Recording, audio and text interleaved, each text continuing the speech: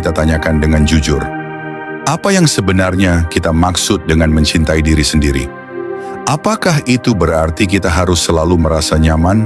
Apakah berarti kita berhak meninggalkan siapapun yang membuat kita kecewa? Apakah itu artinya kita tidak boleh merasa bersalah walau menyakiti orang lain? Self-love menerima kekurangan. Selfish menutup mata darinya. Ada perbedaan besar antara menerima dan mengabaikan. Self-love adalah ketika kamu menerima kekurangan dirimu dengan penuh kasih tapi juga penuh kesadaran.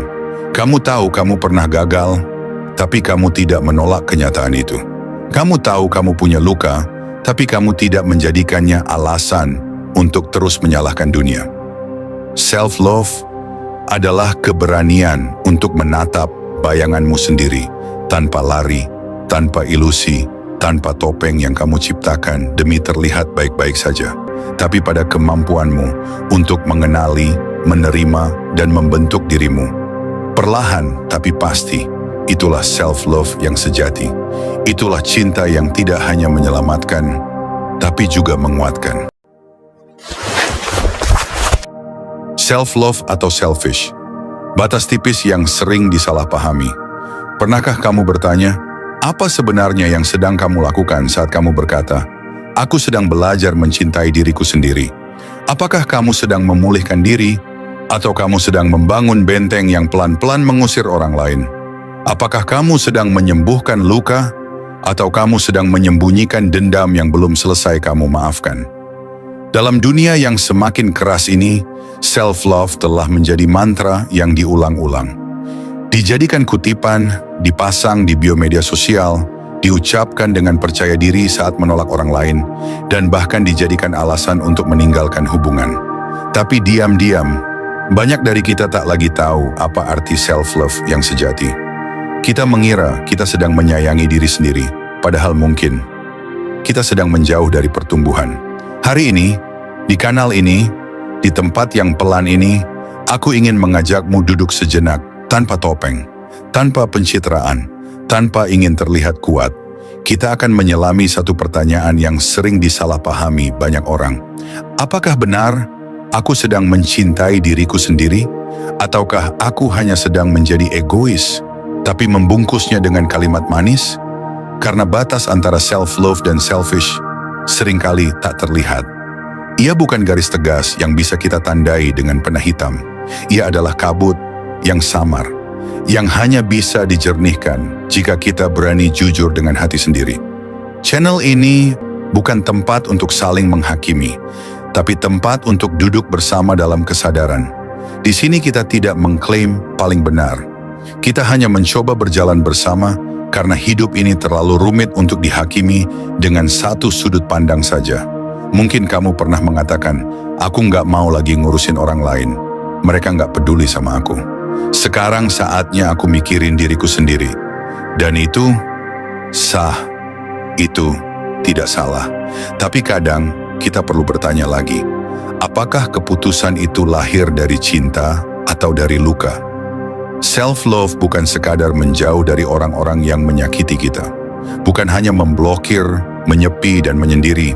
Tapi tentang keberanian untuk merawat diri sambil tetap menjaga agar luka yang pernah ada tidak menjelma menjadi tembok yang menutup semua pintu masuk kasih sayang.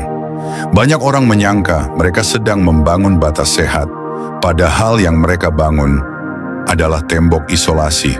Mereka bilang, aku sedang healing. Tapi mereka marah saat diminta introspeksi. Mereka berkata, aku nggak mau drama.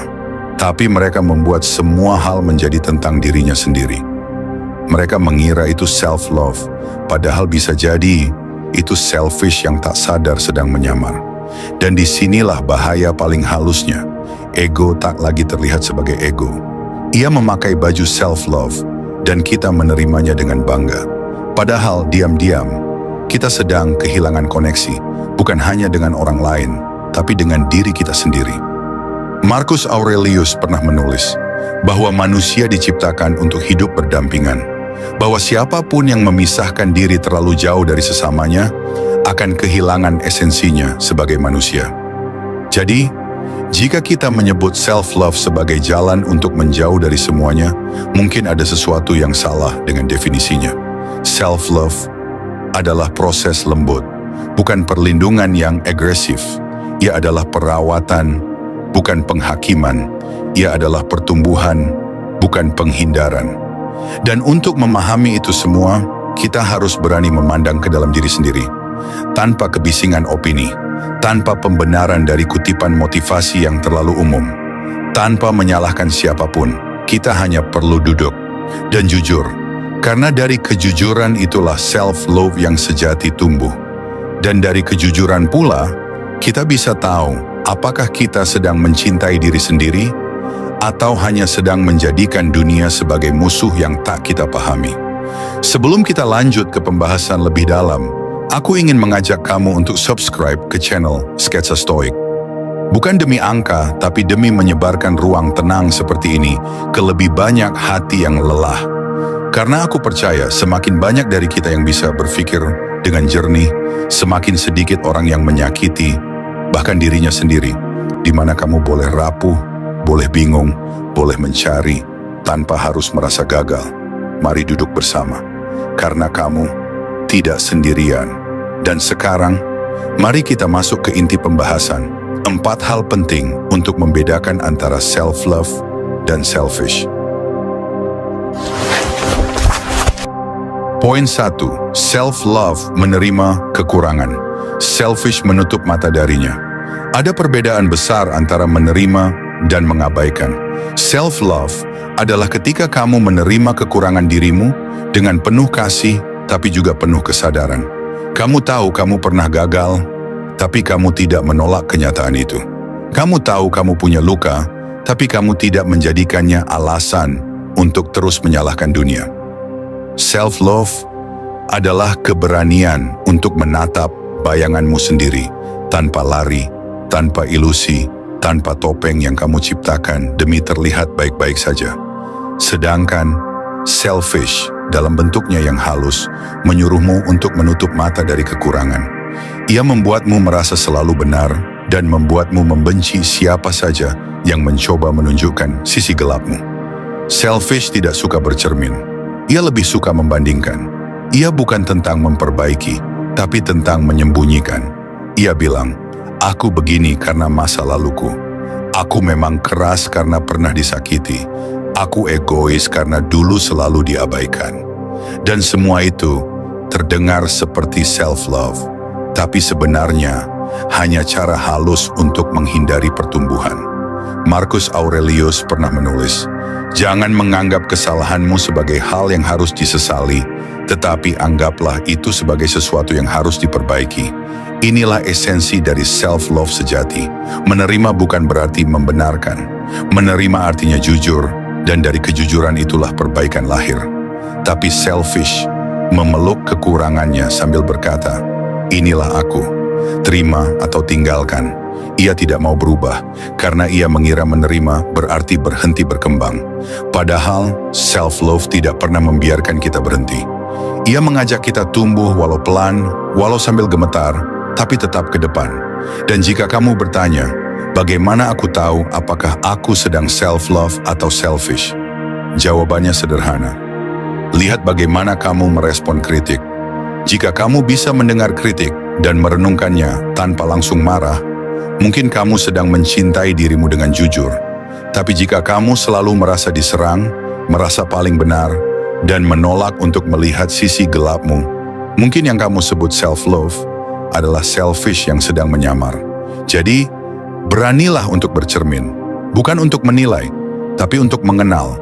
Karena hanya orang yang berani menatap bayangannya sendiri, yang bisa benar-benar menyayangi dirinya apa adanya. Poin 2. Self-love membebaskan, selfish mengendalikan dengan alasan luka. Self-love adalah ruang, tempat kamu dan orang lain bisa bernapas tanpa takut. Ia tidak mengekang, tidak mengikat, tidak mengendalikan orang lain demi rasa aman pribadi. Self-love adalah bentuk kebebasan yang penuh kedewasaan. Kamu tidak lagi butuh mengatur orang agar tetap tinggal. Kamu tidak takut kehilangan validasi, karena kamu tahu bahwa cinta yang sejati tidak perlu dikunci dengan rasa takut. Sebaliknya, selfish sering menyamar menjadi orang yang tampaknya butuh dicintai, tapi sebenarnya sedang berusaha mengendalikan orang lain agar tidak pernah jauh darinya. Ia berkata, "Aku takut ditinggalkan, jadi aku butuh kamu selalu ada. Aku trauma, jadi kamu harus ngerti kenapa aku cemburuan." Kamu bisa lihat betapa kata-katanya terdengar seperti permintaan pengertian. Tapi di balik itu, ada mekanisme kontrol yang dibalut luka masa lalu. Dan disinilah letak tipisnya batas antara meminta dimengerti dan memaksa orang lain tunduk pada trauma kita. Epictetus mengingatkan, bukan peristiwa yang menyakitkan kita, tapi cara kita menafsirkannya. Kita bisa punya masa lalu yang menyakitkan, tapi kita tidak berhak memaksa dunia untuk terus menyesuaikan diri dengannya. Self-love sejati tahu bahwa orang lain bukan alat pelampiasan, bahwa setiap orang punya batas, punya kehendak bebas, dan cinta tidak tumbuh dalam tekanan. Kalau kamu pernah berkata, "Aku butuh kamu selalu di sisiku karena aku takut ditinggal," maka tanyakan pada diri sendiri, apakah ini cinta atau rasa takut yang sedang menyamar?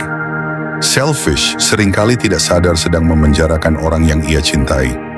Bukan dengan rantai, tapi dengan kalimat-kalimat manipulatif yang terdengar manis.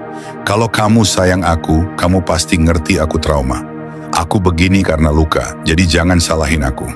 Lalu setiap kesalahan diselimuti trauma. Setiap kekeliruan dibenarkan oleh masa lalu. Dan setiap batas yang sehat dianggap sebagai penolakan. Itu bukan self-love. Itu adalah luka yang belum selesai, yang kini mencoba mengendalikan orang lain agar tetap tinggal meskipun tak bahagia. Self-love adalah membebaskan. Kamu merawat dirimu, tapi tidak memaksa orang lain untuk menyesuaikan diri dengan setiap retakanmu. Self-love tahu, kalau cinta harus dipaksa, itu bukan cinta, itu ketakutan yang belum disembuhkan. Di dunia yang memuliakan self-care secara berlebihan, kadang kita lupa bahwa merawat diri tidak boleh mengorbankan orang lain. Jadi, jika kamu ingin mencintai dirimu, bebaskan dirimu dari kebutuhan untuk mengendalikan siapapun. Karena cinta yang sehat tidak pernah meminta orang lain untuk menjadi budak dari lukamu. Poin 3. Self-love membentuk disiplin, selfish menolak tanggung jawab dengan dalih menerima diri. Ada kesalahpahaman besar yang tumbuh subur dalam budaya modern kita, bahwa self-love berarti memaafkan diri setiap saat, membiarkan diri istirahat kapanpun mau, menghindari tekanan apapun yang membuat kita tidak nyaman, dan menolak semua bentuk kritik dengan kalimat, "Aku hanya ingin jadi diriku sendiri." Padahal, self-love sejati bukanlah tentang memberi izin pada diri untuk lepas kendali. Self-love justru melatihmu untuk memiliki kendali yang jernih atas dirimu sendiri. Self-love bukan tentang dimanja, tapi tentang dididik. Bukan tentang memanjakan semua keinginan, tapi tentang memilih mana yang pantas dijalani. Ia bukan tentang selalu nyaman, tapi tentang membangun ketahanan saat kenyamanan itu hilang. Dan itulah bedanya dengan selfish. Selfish bilang, "Aku menerima diriku, jadi aku nggak mau maksa diri jadi lebih baik.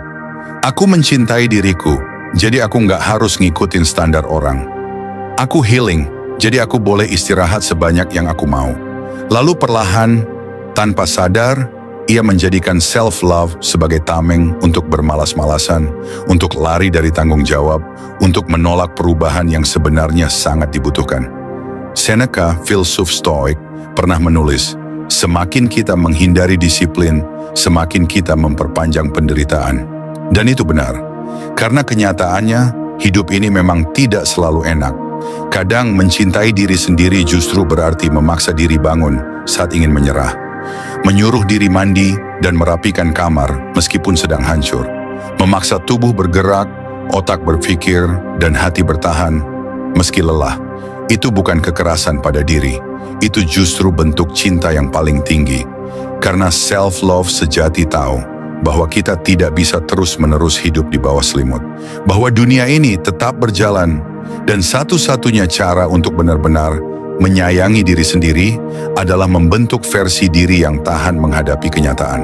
Tapi selfish ingin menyalahkan dunia setiap kali hidup terasa berat. Ia ingin dimengerti terus-menerus tanpa pernah belajar untuk mengerti balik. Ia ingin dimaklumi tanpa pernah mau dikoreksi. Ia ingin dihargai meski belum belajar menghargai waktu, tanggung jawab, dan janji sendiri. Selfish, menganggap segala bentuk koreksi sebagai serangan. Ia menyebut setiap tuntutan sebagai toxic productivity. Ia menolak semua bentuk tekanan karena merasa tekanan adalah bentuk kekerasan. Padahal, tanpa tekanan tak akan ada bentuk. Seperti tanah liat yang tidak dibentuk tidak akan pernah menjadi guci, seperti tubuh yang tidak dilatih tidak akan pernah kuat, jiwa yang tidak dilatih tidak akan pernah dewasa. Dan inilah yang pelan-pelan membedakan dua jalan yang tampak serupa. Self-love membentuk karakter. Selfish membenarkan semua kelemahan. Self-love menuntunmu ke disiplin. Selfish menjauhkanmu dari tanggung jawab karena mengira cinta artinya membebaskan diri dari rasa tidak nyaman. Padahal, dalam filosofi Stoik, justru ketidaknyamanan adalah tempat terbaik untuk menempa jiwa. Epictetus pernah berkata, "Jangan berharap segalanya menjadi mudah, berharaplah dirimu menjadi lebih kuat." Dan kekuatan itu tidak tumbuh dari pelukan terus-menerus, tapi dari peluh, dari air mata, dan dari keberanian untuk berkata pada diri sendiri, "Aku tidak akan menyerah meskipun aku mencintai diriku." Kita sering berpikir bahwa mengatakan tidak pada pekerjaan, pada ekspektasi, pada tekanan adalah bentuk self-love. Tapi kadang, self-love justru berarti berkata iya pada tugas yang sulit. Ya pada komitmen yang melelahkan. Ya pada proses yang membuatmu menangis. Karena kamu tahu, itu bukan bentuk kekerasan, tapi bentuk kepedulian tertinggi. Kamu berani menyuruh dirimu bangun pagi, bukan karena kamu benci diri sendiri, tapi karena kamu ingin melihat dirimu tumbuh.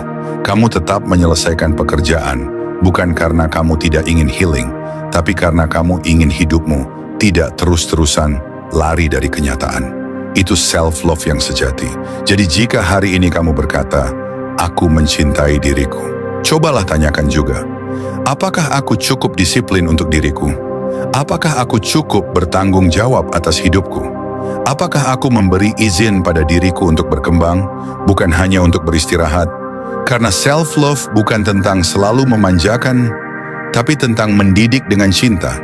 Bukan mendidik dengan kekerasan, tapi dengan niat tulus agar dirimu tidak terjebak dalam kelemahan selamanya. Dan pada akhirnya, self-love yang tidak melahirkan kedisiplinan hanya akan menjadikan kita lelah tanpa arah dan rapuh saat kenyataan datang mengetuk pintu. Poin 4. Self-love mengajarkan empati, selfish menuntut dunia, memahami tanpa mau, memahami balik. Cinta pada diri sendiri bukan berarti dunia harus selalu berputar mengelilingimu. Self-love sejati bukan sekadar tentang aku, dan aku, tapi tentang belajar menempatkan dirimu di tengah dunia, bukan di pusatnya. Banyak orang mengira mereka sedang self-love, padahal yang mereka lakukan hanyalah membangun tembok ego agar dunia tidak pernah bisa menyentuh mereka, apalagi mengoreksi mereka. Self-love sejati mengajarkan bahwa kita adalah manusia dan manusia hidup bersama manusia lainnya. Bahwa cinta pada diri harus membuat kita lebih mampu mencintai orang lain dengan empati. Kamu tahu kamu sedang mencintai dirimu ketika kamu tetap bisa merasakan apa yang dirasakan orang lain, meskipun hatimu sedang dalam proses penyembuhan. Kamu tahu kamu benar-benar berdamai dengan dirimu ketika kamu tidak merasa terganggu saat orang lain tidak setuju denganmu. Karena kamu sudah punya ruang aman di dalam dirimu sendiri. Tapi selfish, ia berbeda. Selfish menuntut pengertian tanpa pernah ingin belajar mengerti. Selfish ingin semua orang memahami trauma dan luka-lukanya, namun menolak untuk menyadari luka dan perjuangan orang lain. Ia berkata, "Aku begini karena masa laluku." Tapi saat orang lain bersikap dingin karena lukanya, ia berkata, "Kamu jahat, kamu tidak peka, kamu tidak mengerti aku." Dan disinilah kebingungan dimulai. Self-love menjadi senjata. Bukan lagi jembatan untuk terhubung, tapi tembok untuk menghindar. Marcus Aurelius pernah menulis, "Ketika kamu bangun di pagi hari, ingatlah bahwa kamu akan bertemu dengan orang yang egois, sombong, dan menyebalkan. Tapi kamu tidak boleh menjadi seperti mereka." Kalimat itu terdengar keras, tapi justru itulah cermin dari empati sejati. Empati bukan tentang menyenangkan semua orang, tapi tentang menyadari bahwa dunia ini tidak dibentuk untuk memuaskan perasaanmu semata. Self-love yang benar akan membuatmu lebih lembut, karena kamu tahu seperti apa rasanya hancur. Kamu tahu bagaimana rasanya tidak dimengerti. Dan dari pengalaman itulah kamu justru menjadi pribadi yang lebih sabar, lebih peduli, lebih hadir. Tapi selfish akan menjadikan rasa sakit sebagai alasan untuk selalu benar. Selalu ingin dipahami, selalu ingin dimaklumi. Ia berpikir, aku sudah cukup terluka, jadi aku tidak mau disalahkan lagi. Lalu empati pun berhenti. Dunia jadi panggung pribadi, dan semua orang dipaksa menjadi figuran yang harus paham dengan semua dramanya. Itu bukan self-love, itu adalah kebutaan terhadap luka orang lain yang dibungkus dengan kata-kata manis seperti, aku hanya sedang mencintai diriku sendiri. Padahal mencintai diri sendiri tidak pernah berarti mengabaikan orang lain. Tidak pernah berarti kamu harus selalu menjadi tokoh utama, dan tidak pernah berarti kamu lebih penting dari semua yang lain. Self-love sejati adalah ketika kamu bisa bilang, aku mencintai diriku. Dan karena itu, aku ingin mencintai orang lain dengan lebih jernih. Aku merawat lukaku agar tidak melukai orang lain secara tidak sadar. Di zaman ini kita sering diminta untuk mengutamakan diri. Prioritaskan dirimu, fokus pada dirimu, jangan peduli orang lain. Tapi kalau kita terus-menerus hanya fokus pada diri, bagaimana kita bisa melihat luka yang juga ada di mata orang lain? Bagaimana kita bisa menyadari bahwa mereka mungkin juga sedang dalam perjuangan yang tidak kalah berat? Selfish ingin dimengerti, tapi tidak ingin meluangkan waktu untuk bertanya balik. Apa kamu baik-baik saja? Apa yang sedang kamu rasakan? Apa aku menyakitimu tanpa sadar? Dan ketika kamu sudah tidak pernah bertanya itu pada orang lain, maka mungkin yang kamu jalani bukan self-love, tapi selfishness yang dibungkus dengan keegoisan elegan. Self-love tidak buta. Ia membuat kita mampu merawat diri tanpa mengabaikan luka orang lain. Ia tidak menjadikan kita pusat segalanya, tapi justru membuat kita sadar bahwa semua orang sedang berjuang dengan caranya masing-masing. Kamu tidak akan merasa perlu menang setiap perdebatan. Kamu tidak akan memaksa orang selalu paham, karena kamu tahu bahwa memahami orang lain bukan berarti kehilangan dirimu. Sebaliknya, itu adalah tanda bahwa kamu sudah cukup dewasa untuk hadir tanpa merasa harus selalu dimengerti. Jadi, coba lihat lagi ke dalam dirimu. Apakah self-love-mu sedang membawamu pada empati atau justru menjauhkanmu dari tanggung jawab sosial? Karena pada akhirnya, cinta yang tidak menyentuh orang lain, cinta yang hanya berputar dalam kepalamu sendiri, bukanlah cinta yang tumbuh, melainkan cinta yang membusuk di dalam. Dan jika kita ingin mencintai diri kita dengan benar, kita harus siap juga mencintai dunia, walau tidak sempurna. Kita hidup di zaman yang terus-menerus meminta kita untuk mencintai diri sendiri. Rawat dirimu, cintai dirimu, prioritaskan dirimu. Kata-kata itu diulang seperti mantra, berputar di media sosial, disisipkan dalam lagu, dijual dalam iklan, dan dicetak di kaos serta poster motivasi. Tapi di balik semua itu, ada pertanyaan yang jarang kita tanyakan dengan jujur. Apa yang sebenarnya kita maksud dengan mencintai diri sendiri? Apakah itu berarti kita harus selalu merasa nyaman? Apakah berarti kita berhak meninggalkan siapapun yang membuat kita kecewa? Apakah itu artinya kita tidak boleh merasa bersalah, walau menyakiti orang lain? Ataukah self-love yang sejati justru lebih dalam dari itu semua? Dalam filosofi Stoik, cinta pada diri bukanlah tentang melarikan diri dari rasa sakit, melainkan tentang memahami rasa sakit itu, memeluknya, dan tetap melangkah dengan tenang. Self-love dalam pandangan para filsuf seperti Marcus Aurelius, Seneca, dan Epictetus bukanlah pelarian dari tanggung jawab, bukan dalih untuk bermalas-malasan, dan bukan tameng agar tidak dikritik. Tapi justru sebaliknya, self-love adalah keberanian untuk tetap hadir dalam ketidaksempurnaan. Tetap hidup di tengah luka tanpa menjadi pahit. Tetap berjalan meski lambat tanpa menyalahkan dunia. Tetap disiplin, bukan karena membenci diri, tetapi karena percaya bahwa dirinya pantas tumbuh. Kita tidak akan pernah benar-benar mencintai diri sendiri jika kita terus memaafkan diri atas segala kemalasan. Jika kita terus berkata, aku healing, jadi aku bisa berhenti kapanpun. Jika kita terus menghindar dari kritik dengan dalih, aku hanya ingin jadi diriku sendiri. Karena pada akhirnya, self-love bukan soal berhenti, tapi tentang bangkit dengan perlahan. Ia bukan tentang menolak rasa sakit, tapi tentang menggunakan rasa sakit sebagai guru. Bukan tentang membuat semua orang paham kita, tapi tentang mampu memahami meski tidak dipahami. Itulah mengapa stoikisme tidak menjanjikan hidup yang selalu tenang.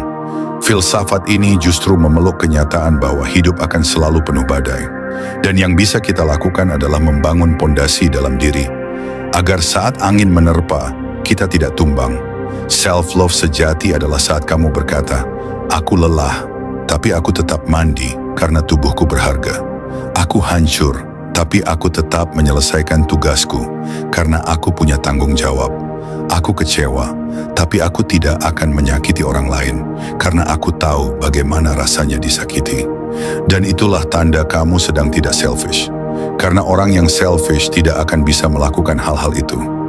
Ia ingin semua orang mengerti, tapi tidak pernah mau belajar mengerti. Ia ingin semua orang sabar padanya, tapi cepat tersinggung saat diminta bersabar. Teman-teman sketsa stoik, kita hidup di zaman yang kacau. Nilai-nilai keutamaan mulai tergeser oleh ego. Kita diajari untuk membebaskan diri dari tekanan. Padahal sesekali, tekanan itu perlu agar kita tahu kita bisa lebih kuat dari yang kita bayangkan. Kita diajari untuk memutus semua yang membuat tidak nyaman. Padahal kenyamanan itu seringkali datang setelah kita melewati ketidaknyamanan. Kita diajari untuk healing tanpa henti. Padahal proses penyembuhan sejati bukan tentang tidur lebih lama, tapi tentang membangun kebiasaan kecil yang merawat jiwa secara konsisten. Jadi kalau kamu sedang dalam masa sulit dan kamu ingin mencintai dirimu sendiri, mulailah dari hal yang kecil namun dalam.